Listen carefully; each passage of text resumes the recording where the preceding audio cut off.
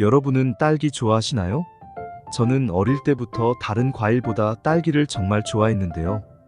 그냥 먹어도 상큼하고 딸기 케이크, 딸기 쉐이크, 딸기 롤 등 딸기로 만든 음식은 정말 맛있고 인기가 많죠.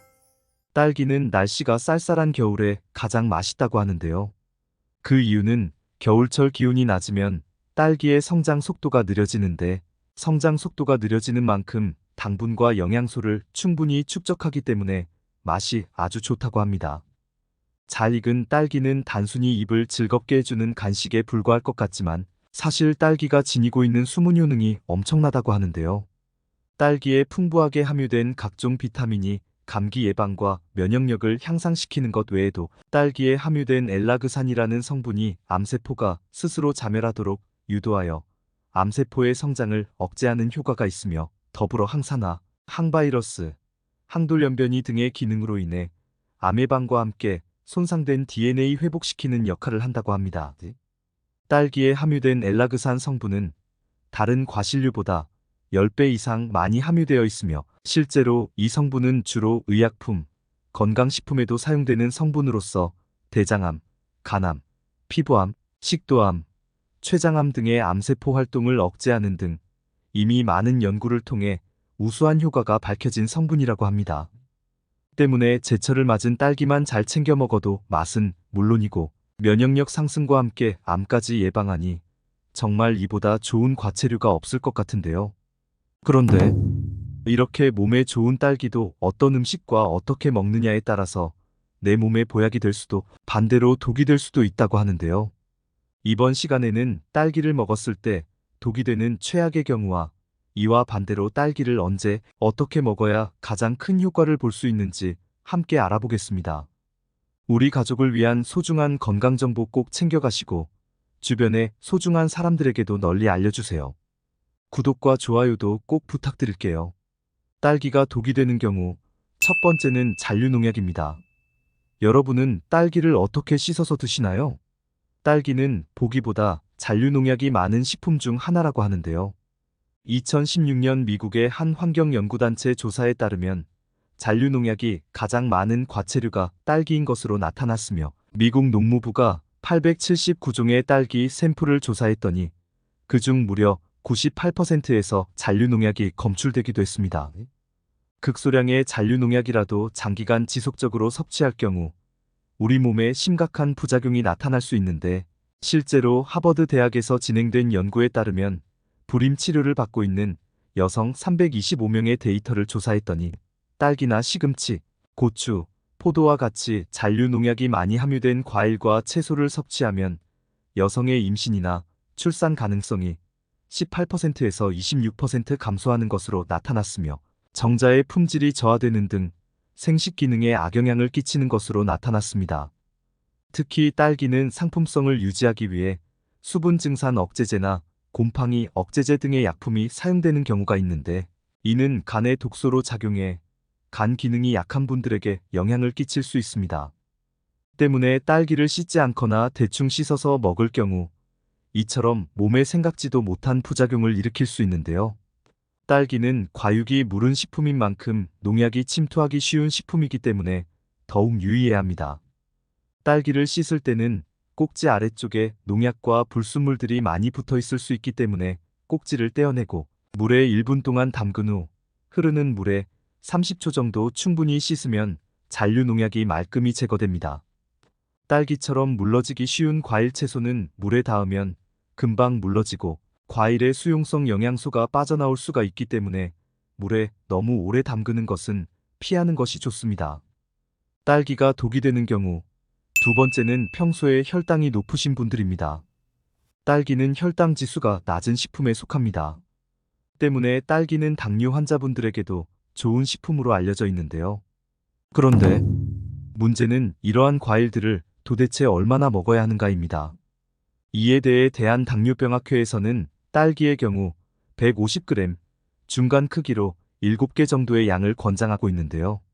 그러나 대부분의 사람들은 접시에 딸기를 양껏 담아 앉은 자리에서 한 번에 모두 먹어버리는 경우가 부지기수인데, 이럴 경우 혈당 부하나 혈당 지수의 의미가 모두 없어져 버리는 것은 물론 과일에 함유된 과당이 혈당을 급격하게 올려 당뇨병 발생 위험을 더욱 높이게 됩니다.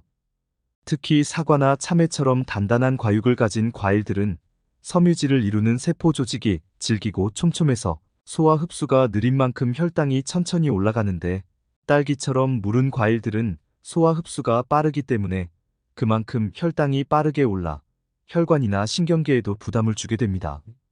과일들은 달긴 하지만 초콜릿이나 음료수처럼 몸에 나쁘진 않다는 생각에 한 번에 많은 양을 먹는 경우가 많으신데요.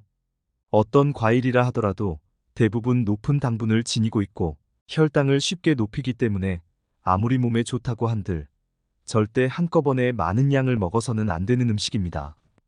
따라서 딸기처럼 당분을 함유한 과일들은 한꺼번에 많은 양을 섭취하기보다는 조금씩 나눠서 드시는 것이 좋겠습니다. 딸기가 독이 되는 경우, 세 번째는 곰팡이가 핀 경우입니다. 딸기는 수분 함량이 약 90%로 높은 데다 과육을 보호하는 껍질이 없고 과육 조직 자체가 약해서 습도에 매우 민감하기 때문에 어떻게 보관하던 곰팡이가 잘 생기는 식품인데요. 많은 분들이 딸기에 생기는 곰팡이를 대수롭지 않게 여기고 그 부분만 도려내서 드시는 분들이 계신데, 이러한 행위는 자칫 우리 몸에 심각한 부작용을 일으킬 수 있습니다. 그 이유는 겉으로 봤을 땐 곰팡이가 딸기 표면에만 있는 것처럼 보이지만 사실은 이미 딸기 속까지 곰팡이 포자가 퍼졌을 가능성이 높기 때문인데요.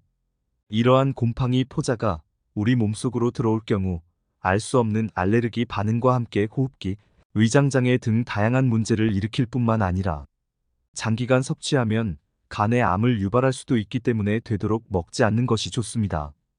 특히 면역력이 약한 사람의 경우 더욱 심각한 부작용을 일으킬 수 있기 때문에 반드시 유의해야 합니다. 단순히 딸기가 물러진 경우는 딸기의 세포벽이 붕괴하여 나타난 현상으로 먹어도 문제가 없지만, 곰팡이로 인해 물러진 경우는 딸기 전체에 문제가 있을 수 있기 때문에 반드시 버리는 것이 좋습니다. 따라서 딸기를 드실 때는 그때그때 필요한 만큼만 구입하는 것이 좋고, 보관할 때는 일반 냉장고의 온도인 4도보다 더 낮은 0도 정도의 온도에 두면 더욱 신선하게 보관할 수 있습니다. 또한 서로 붙어 있으면 쉽게 무를 수 있으니 되도록 겹겹이 쌓아 보관하는 것은 피하고, 과일의 성숙과 노화를 촉진하는 에틸렌가스를 방출하는 과일과는 함께 보관하지 않는 것이 좋습니다. 딸기가 독이 되는 경우, 네 번째는 신장이 약하신 분들입니다. 딸기에 함유된 칼륨은 100g당 170에서 200mg 정도로 적지 않은 양이 함유되어 있는데요. 칼륨은 신체 내부의 전기 전도체로 작용하여 정상적인 심장 박동을 유지하고 부정맥의 위험을 감소시키며 혈압 조절, 근육 기능 강화 등 다양한 역할을 합니다. 그런데 만성 신장 질환이 있는 분들은 칼륨을 배설하는 능력이 떨어지기 때문에 딸기처럼 칼륨이 많은 음식을 섭취하면 혈액 속 칼륨 농도가 높아져 고칼륨 혈증이 발생할 수 있습니다.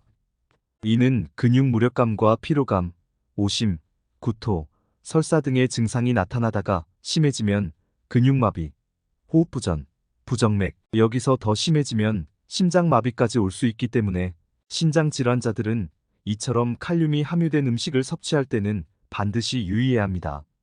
따라서 신장이 안 좋으신 분들은 수박이나 참외, 바나나, 딸기처럼 칼륨 함량이 높은 음식은 되도록 섭취를 최소화하고 전문의와 정확한 상담을 통해 적정량을 섭취하는 것이 좋겠습니다.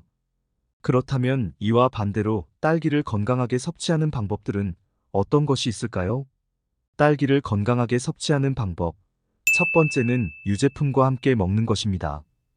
딸기에는 혈관이 노화되는 것을 억제하는 구연산 성분이 풍부한데요. 이 구연산 성분은 우유나 치즈의 풍부한 칼슘이 체내로 흡수되는 것을 도와 뼈 건강을 높이고 골다공증과 같은 뼈 질환이 발생하는 것을 예방하는 데 도움을 줍니다.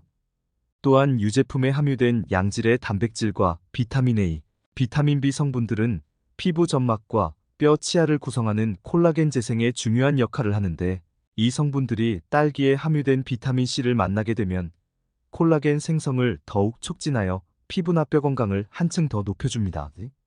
딸기를 건강하게 섭취하는 방법. 두 번째는 견과류와 함께 먹는 것입니다. 견과류에는 지용성 비타민으로 알려진 비타민 E가 풍부하게 함유되어 있는데요.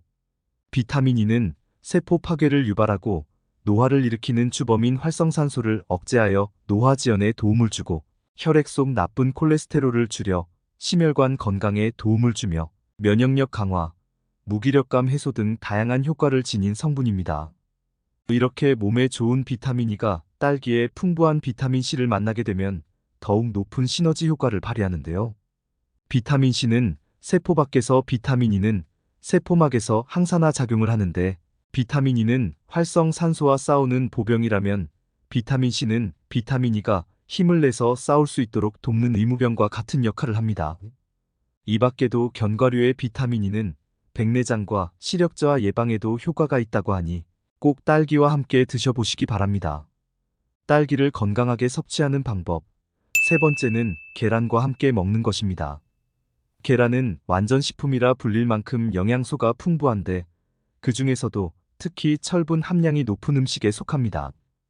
우리 몸에 철분이 부족하게 되면 피로감과 무기력감, 운동 능력 저하, 면역력 저하 등의 증상이 나타나는데, 이때 계란과 딸기를 함께 섭취하면 딸기에 풍부하게 함유된 유기산과 비타민 C가 계란의 철분 흡수율을 높여 훌륭한 시너지 효과를 나타냅니다.